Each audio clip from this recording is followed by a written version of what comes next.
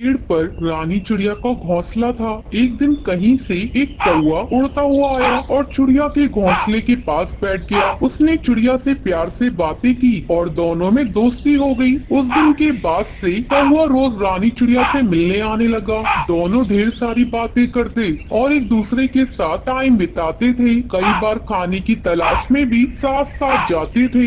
एक दिन कौवा और चिड़िया खाने की तलाश में निकले। उड़ते उड़ते वो एक गांव में पहुंचे। वहाँ एक घर के आंगन में चटाई पर मिर्चें सूख रही थी। जब कौवे की नजर लाल मिर्च पर पड़ी, वो चिड़िया से बोला, देखो देखो लाल मिर्च। दोनों नीचे चटाई के पास आकर बैठ गए। चिड़िया बोली, चलो एक कंपटीशन करते हैं, देखे कौन ज्यादा मिर्चें खा पाता है। ठीक है, लेकिन जो जीता वो दूसरे को खा जाएगा। कौवा कंपटीशन के लिए तैयार हो गया। चिड़िया ने सोचा कौवा मजाक कर रहा है, इसलिए वो भी तैयार हो गई।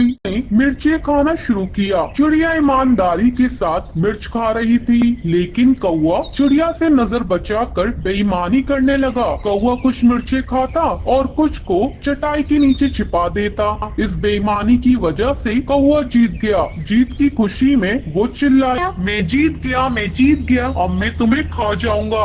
कौवे की बात सुनकर रानी चिड़िया बहुत दुखी हुई। वो तो कौवे को अपना दोस्त समझती थी, लेकिन कौवे ने अपना असली रंग दिखा ही दिया। कौवा चिड़िया को खाने के लिए उतावला होने लगा। तब चिड़िया बोली, ठीक है, तुम मुझे खा सकते हो, लेकिन मुझे खाने से पहले अपनी चोंच धो कर आओ। पता नहीं तुम क्या क्या खाते हो और तुम्हारी चोंच बहुत गंदी रहती है। कौवा चिड़िया की बात मान गया और उड़कर नदी किनारे चला गया। जब उसने नदी से पानी मांगा तो नदी बोली, मैं तुम्हें पानी देने को तैयार हूँ, लेकिन पहले एक मटका लेकर आओ, उसमें जितना चाहो उतना पानी ले जाना। कौवा उड़ता हुआ कुम्हार के पास गया। सुनो, मेरे लिए एक अच्छा सा मटका बनाओ। कुम्हार बोला, मैं तुम्हारे लिए मटका बना दूंगा, लेकिन उसके लिए मुझे मिट्टी की जरूरत होगी। अभी मेरे पास मिट्टी नहीं है, मुझे थोड़ी मिट्टी ला कर दो। कौवा उड़ता हुआ खेत में पहुंचा और अपनी चोंच से मिट्टी खोदने लगा। तभी धरती बोली, पूरी दुनिया जानती है तुम कूड़ा और गंदगी खाते हो। मैं अपनी मिट्टी पर तुम्हें चोंच नहीं मारने दूंगी। अगर तुम्हें मिट्टी चाहिए तो फावड़ा लेकर आओ। कौवा लोहार के पास गया और उससे बोला, मुझे एक फावड़ा बना कर दो। लोहार बोला, अगर तुम्हें फावड़ा चाहिए तो मुझे आग ला कर दो। कौवा पास में एक किसान के घर गया। वहाँ किसान की पत्नी खाना बना रही थी। कौवा उससे बोला, मुझे आग चाहिए। किसान की पत्नी ने चूल्हे में जलती हुई लकड़ी निकाल कर कौवे की चोंच पर रख दी। आग की चपटे उसके पंखों पर लग गई। कुछ ही देर में कौवा जलकर राख हो गया। तो इस तरह कौवे को अपनी धोखे की सजा मिल जाती है। तो ये थी आज की कहानी। अगर आपको ये कहानी पसंद आई हो तो इसे लाइक और ऐसी कहानियाँ देखने के लिए मेरे चैनल को सब्सक्राइब करना न भूलें।